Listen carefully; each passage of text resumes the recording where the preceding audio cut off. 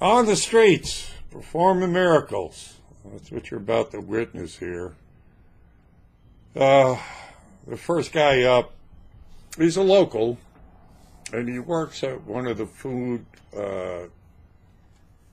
kiosks at the French market called Meals from the Heart, which I highly recommend if you ever visit the city of New Orleans, and get one of their crab cakes. As chance would have it, it was raining a bit earlier in the day, so I took a walk through the French market, and I passed their kiosk, and they had a sign out, 109,496 crab cakes sold. So when this guy came by about an hour later, he always comes by, and he's on his way someplace else. He never stops to talk, but he always makes a derogatory statement, lightheartedly. So I always say something back. And this particular day, he pointed at the Trump cutout, and he goes, "It won't be long now." So I says, what won't be long? Why don't you stop and go ahead and explain to me what it is that it's going to be taking place in. So he did. He came back, and he in this conversation ensued. And this is what happens when two people get together and actually talk and listen to one another without being condescending, which the second guy wound up doing in this little trilogy that we got going on here. Trilogy? Would it be a trilogy with only two? No. Anyway. So this is a good case study in New Orleans, and a referendum in New Orleans, if nothing else, too, because the people of New Orleans, it's a unique city. It is, in the sense that it's, there's so many cultures over here. It's a small city, and because it's confined by water, we have to live together. So we get along and still manage to keep our diversities, which is it's a unique place that way. And this guy amplifies that in the sense that the people here, we're almost forced to try to get along and to listen to one another, and this guy does, and it turned out excellent. The second guy is a case study in how not to approach me if you ever visit New Orleans. And you'll see that ensues. The conversation didn't last long, but for good reason. As always, if you like the video, you will like it. If you care, you will share. And if you a new listener, well, hey, you want to get a few laughs and maybe even learn something, well, then you'll subscribe. And, of course, I am an artist, and that's why people come by my booth and they get attracted to it. My artwork is quite the conversation starter. So, please support this guy. Especially now. It's a Saturday. It's supposed to rain outside. It hasn't rained yet. It's kind of pissing me off. I could be out there, doing my thing, but as it is, it's cutting into my income. So really help if you guys can pick up the slack and go get something from my store. So let's get into this, and we shall see you hopefully one day on the streets.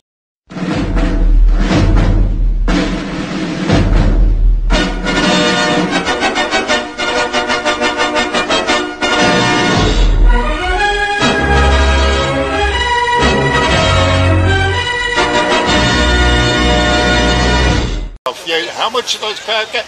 These guys are millionaires. You're not supposed to count the money, man.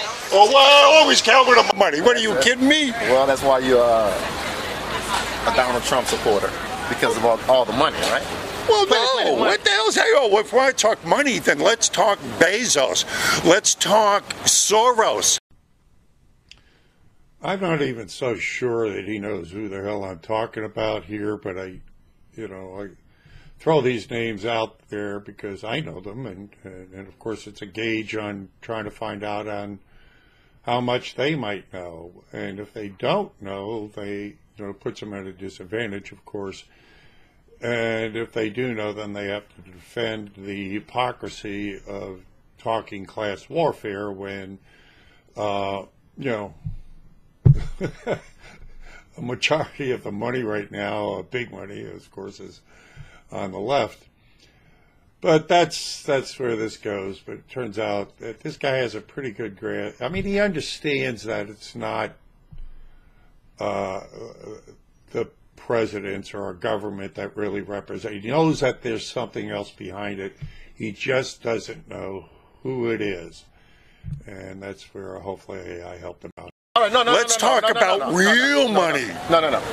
I wanted to just talk about his response about McCain. Yeah. I didn't have anything to say about nothing the way he's running the country. He's doing what he can do, because he's really not running the country. He's just a figure. Really? Yeah. Okay. Who's running the country? The guys who is a part of his group. Who's that?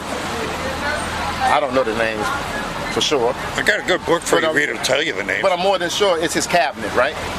Well, understanding that all the presidents going back by the past 75 years are being run by the CFR. CFR. The Council on Foreign Relations, the Trilateral Commission, the Club of Rome, the Pilgrim, the secret societies and semi-secret societies that, the big families, the elites who own thank you. The money people, the real money, thank you, the real money people. All right. Let me give you, you got to read this book, man. I'm on my third go around with this thing. I'll probably read it another half dozen times, okay? And I hope it's not prophetic. The Killing of Uncle Sam. You want to get yourself a copy of this. What does it say? Follow the money. Follow the money. And what you're looking at here is, all right, Trump has money, but how did he make it? He made it building things. He never was a part of the CFR. No. Businessman, right? Yeah. So he's not part of the club. He's not.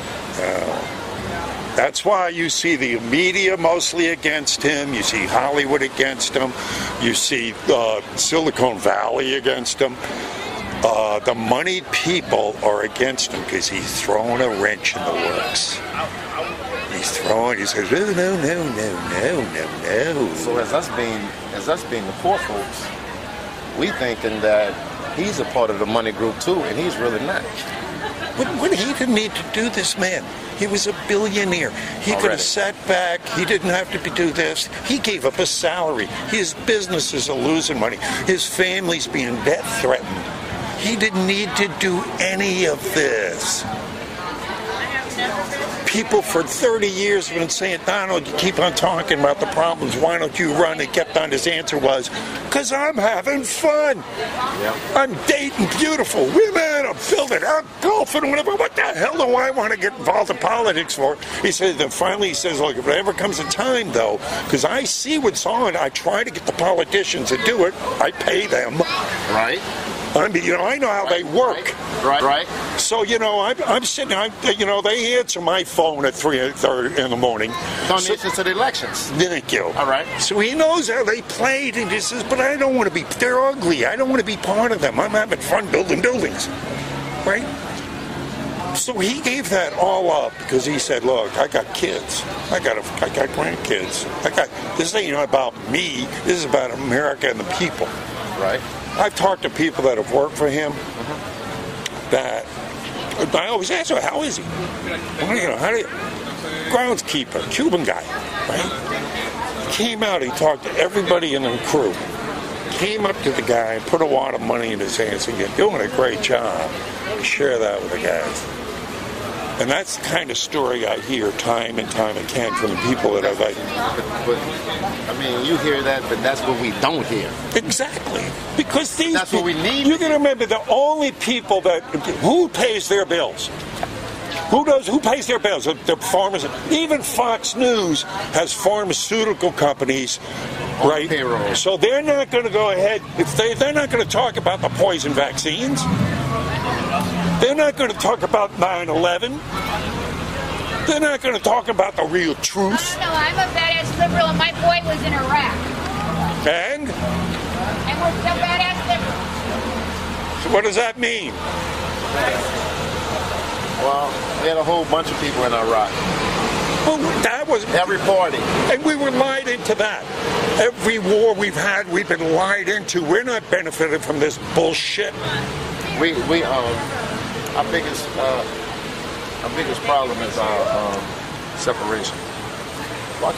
If our country doesn't come together, we're going to continue to fall apart. But that's what the elites have always wanted. It's always divide and conquer. It is the oldest trick in the book. They want us fight with one another. They don't want us talking it out. That's why they form all these little groups and put that, oh, you got to be mad at that other guy. Here's, well, Black Lives Matter. You can't, I mean, as a man, you can't tell me I'm supposed to be mad at this man. Exactly. Why? Tell me why. Tell me why do I need to be mad at this guy? You know? I mean, your outfit, bro. Well, it's always, you do business with the public, it's always one-on-one. If you got a customer who treats you like crap, you got, hey, get away from my counter. Yeah, but we can't discriminate against anybody. That's why we treat everybody the same way. Of course. And that's why those numbers are the way they are. Hey, listen, man, just being in New Orleans, you can't be racist and be in this city. It's impossible. You can't do it. This is the melting pot. You can't do it. Listen, we're too close to one another here. I eat your food for crying out loud. Why, you know? I'm going to talk to you later before they fire me. All right. I'll come talk to you some more, though. All right. Buddy. Yes, you got it. I love it. Okay, if you ever visit New Orleans and you want to talk to me, this is how not to approach me. There's about 15 seconds of this guy rolling his eyes and, you know, just basically acting so superior and condescending. I had enough of it, so I just lit into him. He started up, he came up because of my How Do Liberals Defend Free Speech sign, and made the comment, and I do not watch Fox News. Like, okay, dumbass, thanks for telling me you limit your information intake. Appreciate that. So, again, if you like this, you will hit the like button. If you care, you will share. If you're new to this, you will subscribe. And if you really want to help me out, you want to go get one of my priceless works of art coming from mere pittance, and get it on apparel or, you know, mug or notebook or cell phone cover or whatever the hell you feel like. So here it is, and I hope to see you on the streets. Are you posing? No, I'm waiting for the camera to go on.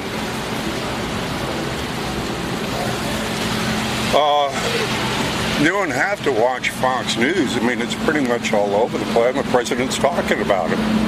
The fact that if we were to get on a search engine right now, Google. Yeah. Oh, good Lord. What? Go ahead. What is it with this condescending bullshit attitude you got? Huh? Tell me about that condescending bullshit attitude. I really don't understand. He's destroyed. He's destroyed. Tell me, I answer my question about your condescending bullshit attitude. I'm talking to you as a normal human being, and you're going, yeah. What the fuck do you get off talking to people like that? How do you do that? How do you do that? I'm not acting like that. I'm acting like that because you're a condescending piece of shit. You're a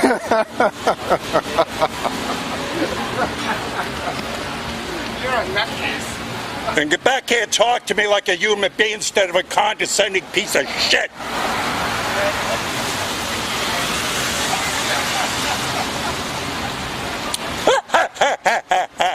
Three, 10-to-1 odds.